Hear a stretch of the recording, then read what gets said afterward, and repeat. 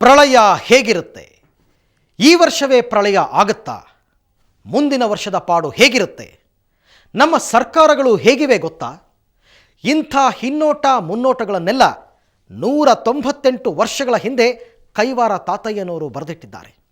ಅದರಲ್ಲಿ ಪ್ರಳಯದ ವರ್ಣನೆ ಕೂಡ ಇದೆ. ಇದೇ ಈ ಹೊತ್ತಿನ ವಿಶೇಷ. ಕೈವಾರ ತಾತಯ್ಯನವರ ಕಾಲಜ್ಞಾನದಲ್ಲಿ ಏನಿದೆ? ನಾನು ಅರವಿಂದ್. ಕಾಲಜ್ಞಾನ, ಅದರ ಬಗ್ಗೆ ಹಲವು ಜನ ಹಲವು ಭವಿಷ್ಯವನ್ನು ಬರೆದಿದ್ದಾರೆ. ನಮ್ಮವರು ಬರದೇ ಇಲ್ವಾ ಅನ್ನೋ ಹಾಗಿಲ್ಲ.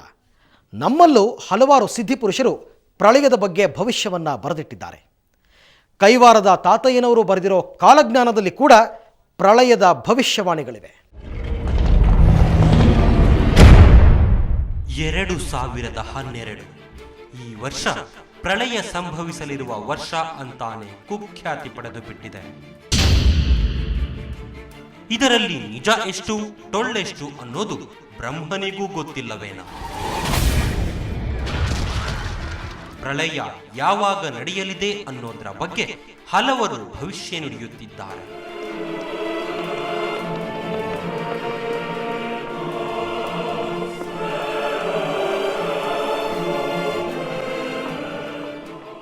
ಮಾಯನ್ ಕ್ಯಾಲೆಂಡರ್, ನಾಸ್ಟ್ರಾಡಾಮಸ್ ಭವಿಷ್ಯ, ಬೈಬಲ್, ಖುರಾನ್, ಭಗವದ್ಗೀತೆ, ಪ್ರಳಯದ ಭವಿಷ್ಯಕಾರರು ಪ್ರಸ್ತಾಪಿಸುವ ಗ್ರಂಥಗಳು ಒಂದೆರಡಲ್ಲ.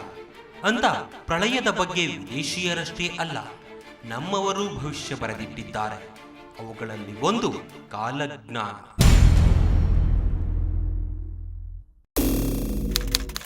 ಹೌದು, ಇದು ಕೈವಾರ ತಾತಯ್ಯನವರು ಬರೆದಿಟ್ಟಿರುವ ಕಾಲಜ್ಞಾನ ಗ್ರಂಥ. ತೆಲುಗು ಭಾಷೆಯಲ್ಲಿದೆ.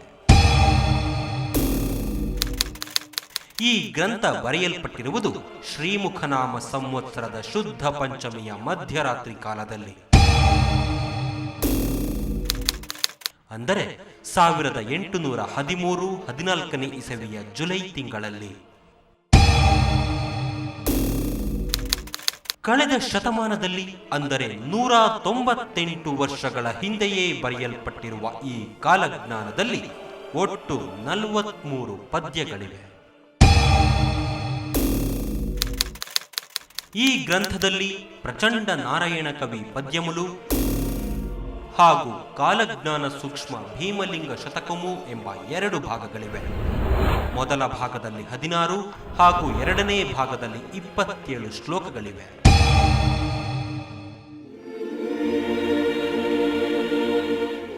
ಈ ಶ್ಲೋಕಗಳ ಅರ್ಥ ವಿಶ್ಲೇಷಣೆ ಮಾಡಿದರೆ ಕಾಲಜ್ಞಾನ ಪ್ರಳಯದ ಸಮಗ್ರ ಮಾಹಿತಿಯು ಸಿಕ್ಕಿಬಿಡುತ್ತೆ.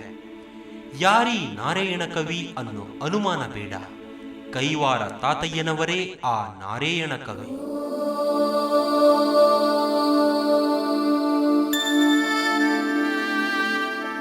ನೂರ 98 ವರ್ಷಗಳ ಹಿಂದೆ ಬದುಕಿದ್ದ ಆ ಮಹಾ ಋಷಿ ಭಕ್ತರ ಬಾಯಲ್ಲಿ ತಾತಯ್ಯ ಎಂದೇ ಖ್ಯಾತರಾಗಿದ್ದಾರೆ. ಕೈವಾರ ತಾತಯ್ಯನವರು ಈ ಕಾಲಜ್ಞಾನ ಬರೆದಿರುವುದು ನಾನಲ್ಲ, ಅದನ್ನು ಸಾಕ್ಷಾತ್ ದೇವರೇ ನನ್ನಿಂದ ಬರೆಸಿದ್ದಾನೆ ಎಂದು ಬರೆದುಕೊಂಡಿದ್ದಾರೆ. ಆ ಕಾಲಜ್ಞಾನ ಗ್ರಂಥದ ಕೆಲವು ಭವಿಷ್ಯವಾಣಿಗಳನ್ನು ನೋಡುತ್ತಾ ಹೋದರೆ ದಿಗ್ಭ್ರಮೆಯಾಗುವುದು ಸತ್ಯ.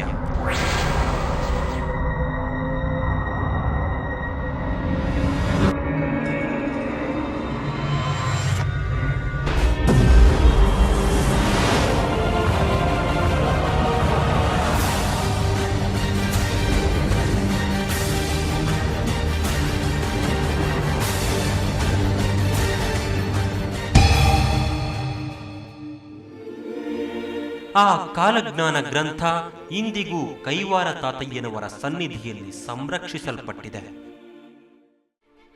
ಕೈವಾರ ಬೆಂಗಳೂರಿಗೆ ತುಂಬಾ ದೂರವೇನೂ ಅಲ್ಲ. ಚಿಂತಾಮಣಿಗೆ ಹೋಗುವ ರಸ್ತೆಯಲ್ಲಿ ಚಿಂತಾಮಣಿ ಪ್ರವೇಶಿಸುವುದಕ್ಕೂ ಮೊದಲು ಎಡಕ್ಕೆ ತಿರುಗುವ ರಸ್ತೆಯಲ್ಲಿ 2 ಕಿಲೋಮೀಟರ್ ಸಾಗಿದರೆ ಕೈವಾರ ತಾತಯ್ಯನವರ ಕ್ಷೇತ್ರ ಸ್ವಾಗತಿಸುತ್ತೆ.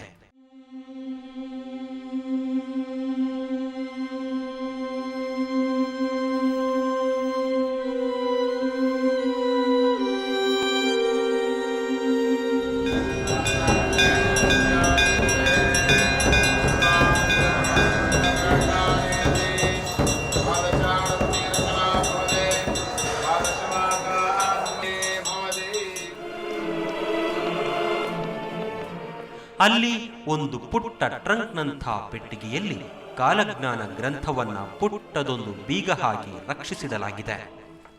ಆ ಗ್ರಂಥವನ್ನ ದೇವರ ಎದುರಿನಲ್ಲೇ ತೆರೆಯಬೇಕು. ಭವಿಷ್ಯವನ್ನ ಆ ಗ್ರಂಥದಲ್ಲಿ ತತ್ವ ಪದಗಳ ರೀತಿ ಬರೆಯಲಾಗಿದೆ.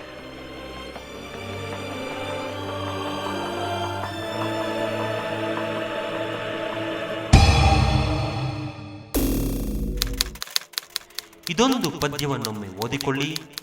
ಅಲ್ಪಾಯುಧಸ್ಥಲು ಅವನಿಗೆ ದೊರಲಯರಿ ಭೂದೇವತುಕು ಎಂತೋ ಭಾರಮಾಯ ಮೋಯಲೇನನುಚು ಮೊರೆಬೆಟ್ಟ ಚುನ್ನದಿ ನಿಂಡ ಪರತತ್ವ ಪ್ರಚಂಡ ನಾರಾಯಣ ಕವಿ. ಇದರ ಅರ್ಥ ಕಡಿಮೆ ಆಯುಧ ಇಟ್ಟುಕೊಂಡಿರುವ, ಆಯುಧಗಳೇ ಇಲ್ಲದವರು, ಆಯುಧ ಪ್ರಯೋಗದ ಜ್ಞಾನವಿಲ್ಲದ ಜನ ದೇಶವನ್ನಾಳುತ್ತಾರೆ. ಇದರಿಂದ ಭೂಭಾರ ಹೆಚ್ಚಾಗಲಿದೆ ಎಂದು ಭವಿಷ್ಯ ನುಡಿದಿದ್ದಾರೆ. ಈ ಶ್ಲೋಕದ ಪ್ರಕಾರ ನಡೆದದ್ದೇ ಜಗತ್ತಿನ 2ನೇ ಮಹಾಯುದ್ಧ ಎನ್ನುತ್ತಾರೆ ಕೈವಾರದಲ್ಲಿರುವ ಪ್ರವಚನಕಾರ ಟಿ.ಎಲ್. ಆನಂದ್. ಈ ಒಂದು ಕಾಲಜ್ಞಾನದಲ್ಲಿ ಮೊದಲನೆಯದಾಗಿ ಏನು ಹೇಳ್ತಾರೆ ಅಂತಂದರೆ, ಅಲ್ಪಾಯುಧಸ್ಥುಲು ಅವನಿಗೆ ದೊರಲೈರಿ ಭೂದೇವತಕು ಎಂತೋ ಭಾರಮಾಯ ಮೋಯಲೇ ನನುಚು ಮೊರಪೆಟ್ಟು ಚುನ್ನದಿ ಅಂತ ಹೇಳ್ತಾರೆ. ಕೈವಾರ ತಾತಯ್ಯನವರ ಕಾಲಜ್ಞಾನದಲ್ಲಿ ರಾಜಕೀಯಕ್ಕಿಂತ ಹೆಚ್ಚಾಗಿ ಬದಲಾಗುವ ಕಾಲಮಾನದ ಕುರಿತು ಬರೆಯಲಾಗಿದೆ. ಹಾಗೆ ಬದಲಾಗುವ ಕಾಲದಲ್ಲಿ ಬದಲಾಗುವ ಆಳುವವರು ಮತ್ತು ಸಮಾಜದ ಜನರ ಜೀವನ ಮತ್ತು ತತ್ವ ಸಿದ್ಧಾಂತಗಳನ್ನು ನಮೂದಿಸಲಾಗಿದೆ. ಈ ಶ್ಲೋಕವನ್ನೊಮ್ಮೆ ಕೇಳಿ ನೋಡಿ.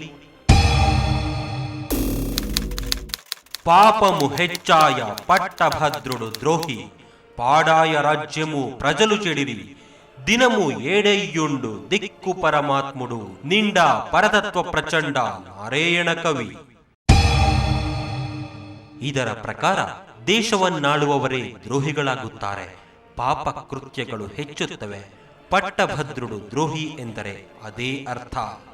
ಈಗಿನ ಕಾಲಮಾನದಲ್ಲಿ ದೇಶವನ್ನಾಳುವ ಯಾವ ವ್ಯಕ್ತಿ ಪರಿಶುದ್ಧವಾಗಿದ್ದಾನೆ ಹೇಳಿ? ಇದೊಂದು ಭವಿಷ್ಯವೇ ಸಾಕು ಕಾಲಜ್ಞಾನ ಎಷ್ಟು ಸತ್ಯವಾಗಿದೆ ಅನ್ನೋದಕ್ಕೆ. ಇದಕ್ಕಿಂತಲೂ ಬೆಚ್ಚಿ ಬೀಳಿಸುವ ಹಲವು ಭವಿಷ್ಯವಾಣಿಗಳು ಕಾಲಜ್ಞಾನದಲ್ಲಿವೆ.